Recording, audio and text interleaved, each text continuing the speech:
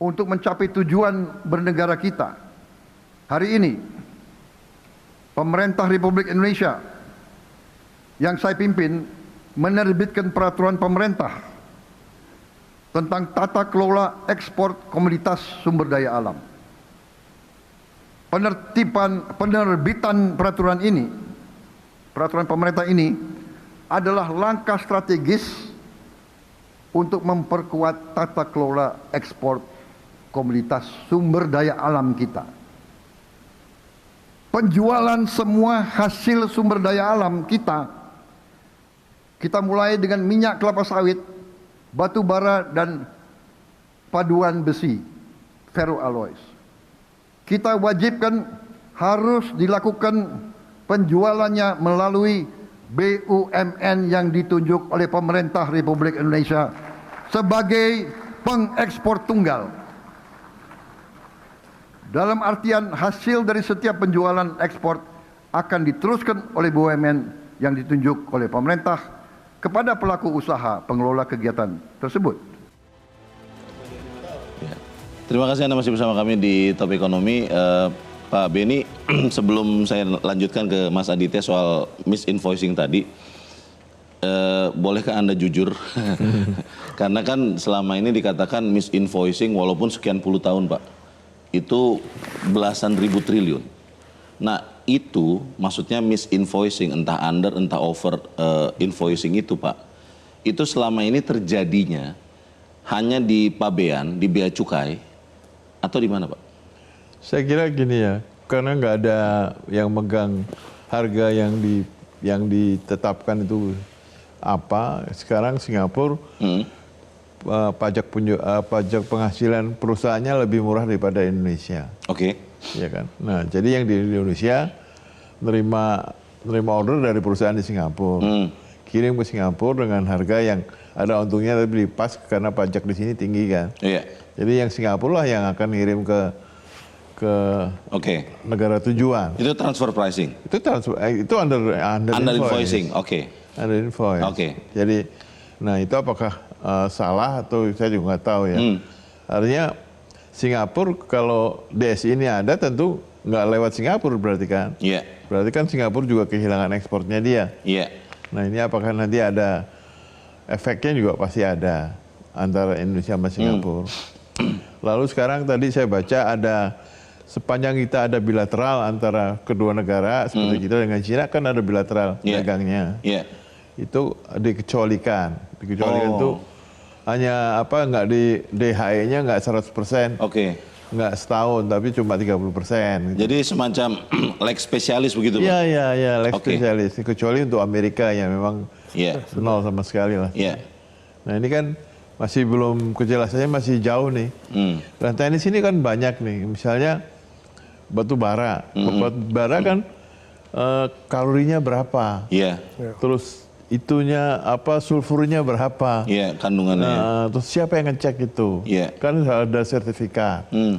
Nah, sertifikat ini apakah sudah ada ada perjanjian dengan si pembeli kan tentunya.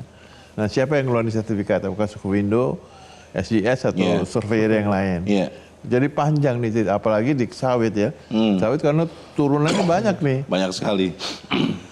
Tapi pertanyaannya Pak begini, pengusaha itu eksportir Pak Beni, setuju dengan ide besarnya bahwa DS ini ada untuk meningkatkan sebesar-besar kemakmuran rakyat yang dijalankan oleh negara, atau seperti apa pandangannya Pak? Kalau pandangan saya pribadi saya setuju, karena ini kan Presiden kan melaksanakan konstitusi, ya kan. Nah, cuma masalahnya nanti di visinya udah benar. Nanti strateginya kan harus benar juga. Betul. Belum nanti orangnya. Nah ini strateginya kita belum tahu persis. Orangnya hanya tahu di rootnya nanti siapa. Iya, sudah ada namanya. Sudah ada namanya. Iya. Nah ini kan masih belum, gambarannya masih belum lengkap nih. Iya, iya. Kalau udah lengkap kita bisa komentar ini. Oke. Ini waktu kan berjalan terus ya Mas Aditya ya. Sekarang sudah 2 Juni ke Agustus itu bulan 6, bulan 8 hanya sekitar 2 bulan, 3 bulan, September. Lalu sampai ke 1 Januari di mana full implementasi itu hanya sekitar 6 bulan. 6 bulan. Ya. Itu memang sudah diperhitungkan dengan baik bagaimana kemudian ini kan baru 3 komoditas ya, Iya. yang Pak Beni tadi katakan CPO saja itu sudah sangat beragam produknya, produsennya, lokasinya, pembelinya, negaranya. 6 bulan ini memang sudah dirasa cukup atau ini memang juga mengikuti perkembangan nanti kalau memang dirasa belum pas untuk bisa memberlakukan lengkap, mungkin juga ada pengunduran waktu atau seperti apa? Kalau bicara timeline, untuk saat ini kita berpegang dengan apa yang memang sudah dijalankan pemerintah. Mengikuti Jadi tetap itu dulu ya? mengikuti itu, bahwa Oke. nanti si 1 Januari, bahwa opsi-opsi selanjutnya seperti apa tentu akan Mengikuti. dilihat. Tapi Mengikuti situasi kita melihat bahwa ini adalah tekad pemerintah dan tentu kembali lagi di dalam merumuskan, memformulasikan kebijakan ini, pemerintah pasti sudah memperhitungkan semua dampaknya. Ya. Termasuk juga tadi kompleksitas komoditasnya tadi, turunan-turunannya, Iya. kelapa sawit seperti apa, Iya. HS-nya ada sekian macam, itu kan tentu yang bagi awam, bagi Betul. masyarakat awam sangat tidak mudah untuk Rumit memahaminya, ya? begitu. Sangat rumit. Iya. Iya. Kemudian jadi juga tadi kualitas batu bara itu ada kualitasnya, suhunya Iya. seperti apa. Iya. Itu kan tentu bagi pemerintah dan terutama di sini kan ada Kementerian Perdagangan juga Iya. yang juga sudah sangat memahami persoalan-persoalan teknis turunan seperti itu. Iya. Kemudian juga ada Danantara, di mana di dalam Danantara itu sendiri juga kita lihat ada BUMN operasional di bidang batu bara, di bidang kelapa sawit, Iya. dan di bidang Alloy.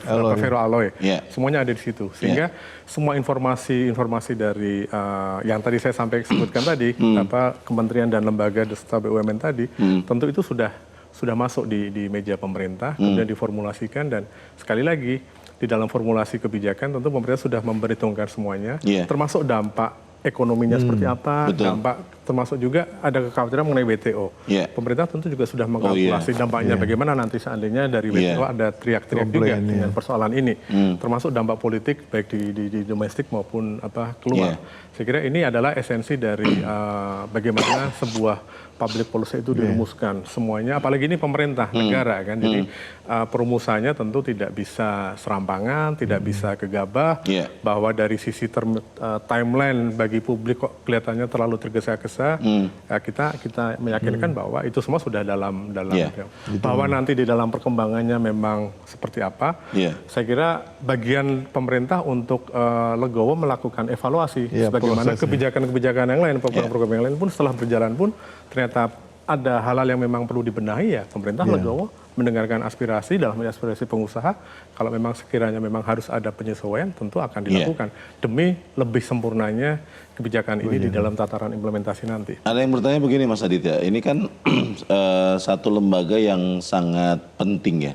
Magnitudenya ini kalau mengikuti penjelasan di Konpres, rekan Mas Aditya juga, Mas Fitra Faisal mengatakan 3 komoditas awal ini hampir 30% dari total Ya, ekspor Indonesia. 23% ya. 23%. Nah, ketika melihat ini, ada yang bertanya begini, kenapa yang mengaturnya produk perundang-undangannya hanya peraturan pemerintah? Kenapa bukan undang-undang? Karena kan ya lebih kuat undang-undang tentunya dibandingkan peraturan pemerintah. Kenapa Mas Adit? Saya kira dalam konteks peraturan perundangan ya, kita melihat lebih operasional kan di peraturan PP. pemerintah PP-nya. ketimbang undang-undang. Dan lebih cepat juga Lebih ya? cepat juga. Cepat, iya. Nah, kalau mau lebih cepat lagi Perpu tentunya. Oke. Tapi kan ini maaf, ini kalau mau kita bicara ke undang-undang ya. Iya, iya. Tapi dari sisi semangat Presiden untuk supaya bagaimana pembenahan tata kelola dan mekanisme ini bisa segera diimplementasikan, tentu jalur tercepatnya adalah fast track-nya adalah melalui PP. aturan hukum yang memang sepenuhnya ada di tangan pemerintah, dan Oke. ini PP. Bahwa nanti ternyata di kemudian hari Dianggap penting. dianggap penting dan perlu dieskalasi Dibakukan. menjadi peraturan perundangan, dan Iya. ini mungkin sudah menjangkau lebih banyak lagi komunitas, tentu tidak tertutup kemungkinan nanti akan dieskalasi Oke. ke parlemen sehingga menjadi undang-undang. Gitu. Kembali ke judul episode kita Mas Aditya. Ini kan kita berharap bahwa dengan DSI, maka orang-orang yang melakukan misinvoicing itu akan bisa ditekan habis begitu ya. Iya. Tapi kalau mengikuti penjelasannya, bea cukainya tetap akan memproses soal invoicing ini. Dan kalau bea cukainya tidak banyak perubahan yang signifikan, itu kan pertanyaannya seberapa efektif DSI akan menekan misinvoicing atau under invoicing ini. Tapi kita harus jeda dahulu, pemirsa tetap bersama kami. Topik ekonomi segera.